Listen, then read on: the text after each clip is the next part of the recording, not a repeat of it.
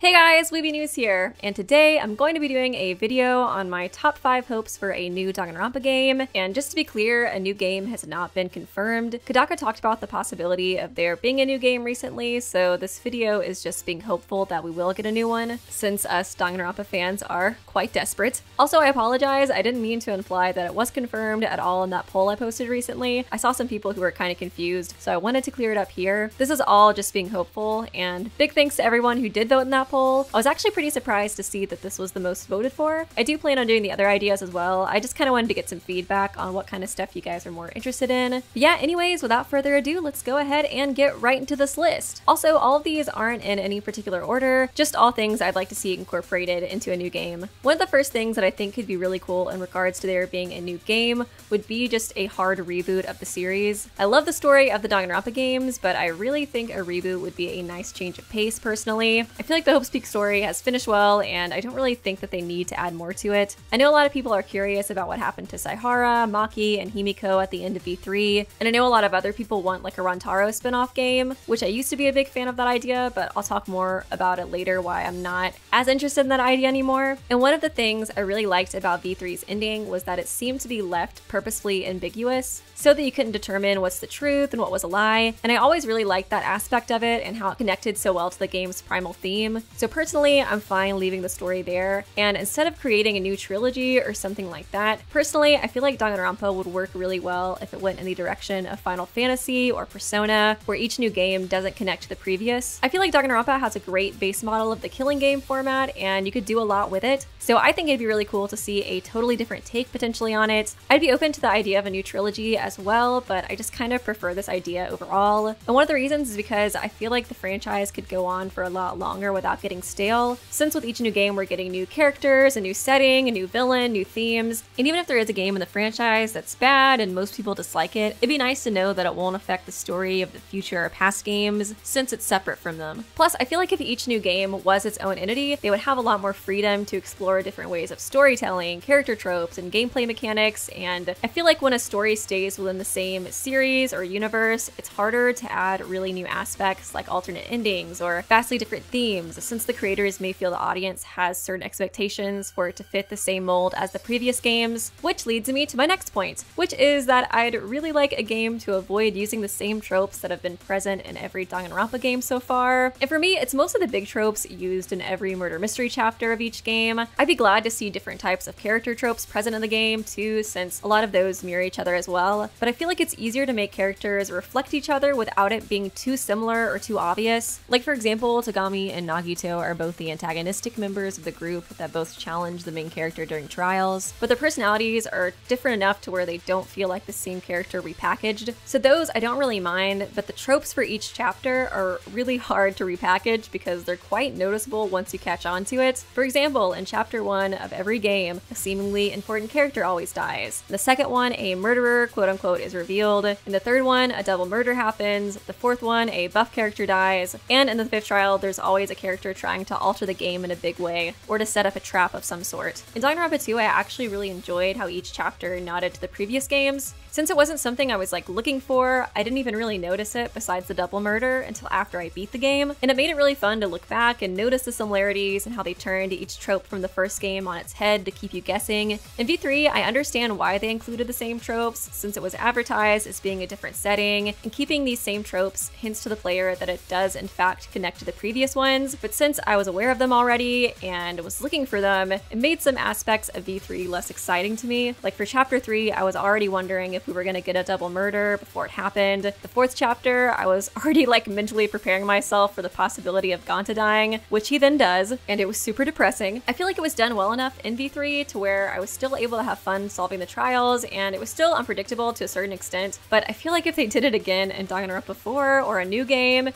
would make the cases so much less interesting and just straight up predictable. If I notice the first trope in the first chapter, I'm gonna feel like I'm gonna be able to guess many of the twists for the future ones, which it's just not going to make it as much fun. I know a lot of people are interested in a Rantaro spin-off game since it was revealed he was a survivor of the 50-second killing game, but unfortunately I'm not quite as invested in the idea as I used to be, since I'm worried that they wouldn't move away from including these same tropes, since the meta aspect of referencing previous games and reusing archetypes is just so intertwined with Danganronpa's branding at this point. And this is another reason why I feel like a hard reboot would be the best way to go, since with something that drastic, I feel like they'd have a lot more freedom to leave these reoccurring things behind. And if they do end up continuing the story, or if they have a Rantaro game and include these tropes, the only way I could see it being okay would be if in the game they made it seem like they were going to do every trope for each chapter, but then last minute switched to something else. That way it's still sort of following it without being predictable, but overall, I just prefer if they avoided it. And finally, in an interview with Kodaka, he implied that one of the reasons he wanted to move away from Danganronpa was because at the time he felt he had already made the best Danganronpa game that he could. And even though I've been criticizing it in this video, I'd still say it's my favorite out of the series. But I think in terms of it being the greatest Danganronpa game, I feel like it's only the greatest Danganronpa game that could be made following these tropes and archetypes from the previous ones. I feel like if you went against the grain with a new one, it could be even better. But now let's take a quick break to thank today's sponsor, Backbone, which is an attachable iPhone controller. Backbone is an amazing product. It's super easy to use and is supported by any games that support controllers, like Genshin Impact or Minecraft or Stardew Valley. All you have to do is attach it to your phone,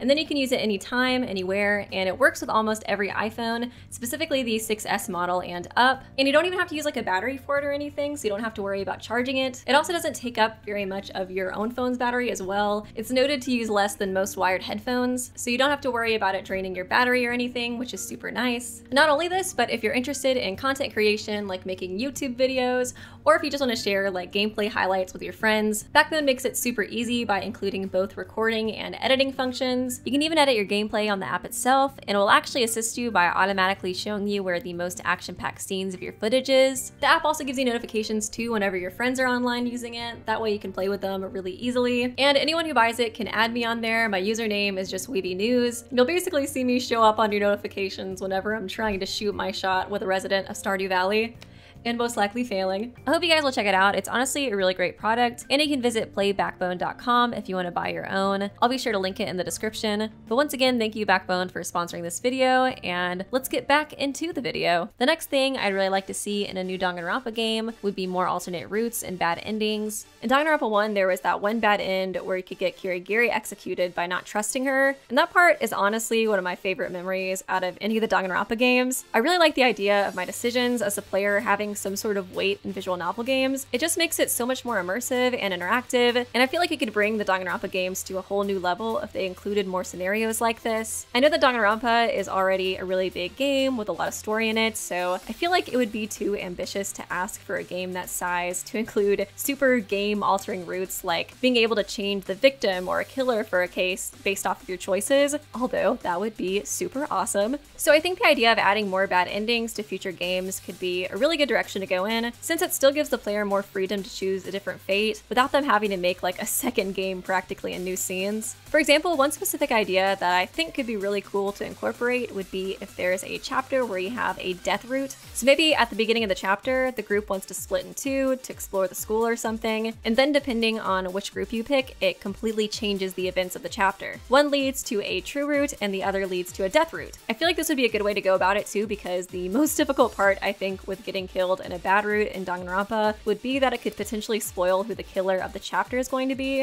Of course, they could have like faceless killer death scenes where you just kind of die suddenly while walking around at night and you never see who it was. And I think that could be a good inclusion too, but I think it would be a lot more intense if they went in this direction instead, since a small choice could actually change the killer for the chapter so that it doesn't affect the canon storyline. So like for example, in the bad end route, let's say you go with group 1 and happen to upset a character in that group who might be sort of unstable, and they kill you. But in the true path where you choose group 2, that doesn't come up at all because you're not put in the same situation. So then the killer ends up being totally different, basically taking use of the butterfly effect. I think it'd be too much to ask to have a bad route like this available for every chapter, since, like I said, Danganronpa games are already pretty long, but having like 1 or 2 routes like this I think could be really cool. Another idea I think would be really interesting is if there was a secret killer route, and obviously it would be awesome if there was a way to unlock it for the main character, like if there was a way to turn them into a killer or to accidentally kill someone based off of your choices made, sort of like what they did with Kaide, but this time they actually reveal to the player that the main character is the culprit, and the main character decides to use it to escape the killing game. But I don't think they would do that, unfortunately. I guess it depends on the personality of the new main character, but I couldn't see any of the previous main characters being cool with lying during the trial and killing everybody. So my alternate idea of having something like this would be if there was a hidden route that you unlock after beating the game. Like if you play the game on the hardest difficulty, or if you play it on normal and you collect all the Monokuma plushies, then you're able to unlock a route where you can replay a trial, but this time you get to replay as the killer, and you get to try to convince everybody that you're not.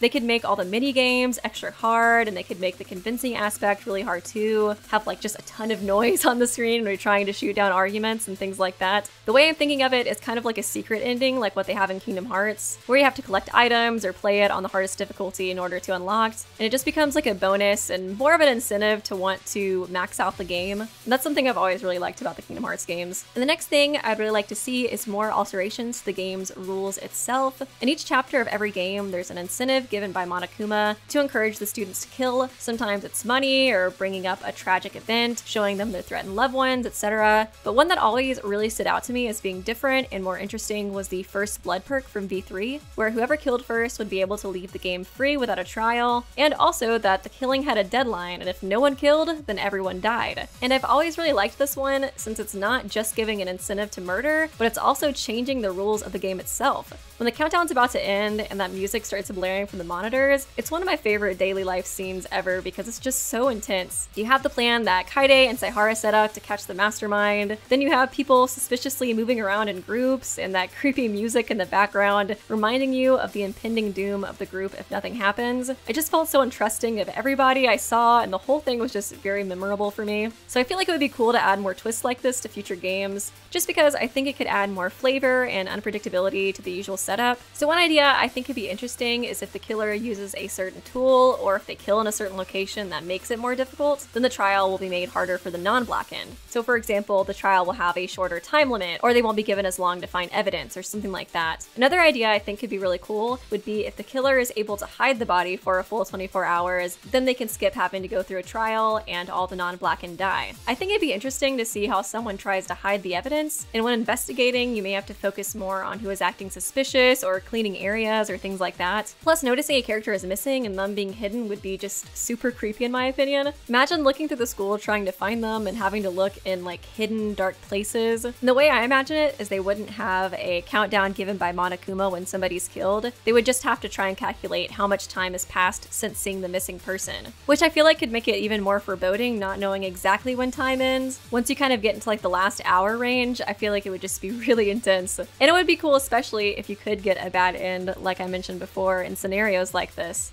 I feel like that would add like a new level of excitement to it. And in that last hour, I could see all the characters starting to turn on each other, forcibly exploring each other's rooms, and just getting more and more paranoid. I think it would be so intense. But these are just a few of my ideas regarding these types of twists that could be added to the game. I don't really expect any of these specifically to happen, but these are just kind of ideas I think are cool. So let me know if you think of any. And lastly, this is more of a small one, but firstly, I would like there to be a non-Junko related mastermind, which of course connects to the reboot thing, and why, again, I would want a reboot. And secondly, I'd like for them to have a new motivation for wanting to have a killing game, or at least just be a different type of character. With Junko, her motivation is just kind of lull despair. And even though she's a fun villain, and I really do love her and her aesthetic, I'm ready for a new villain with a bit more of a complicated motivation than that. And I know we have Tsumugi, but her motivation and personality was pretty similar. Not to mention, she was a huge Junko fangirl as well, and even tried to model her whole personality and killing game on that, so it's not really that different from Junko. Hopefully this one's likely in the next game, because I will literally scream if it's Junko again. And what I mean by different type of character is just one that has a bit more of a complicated motive,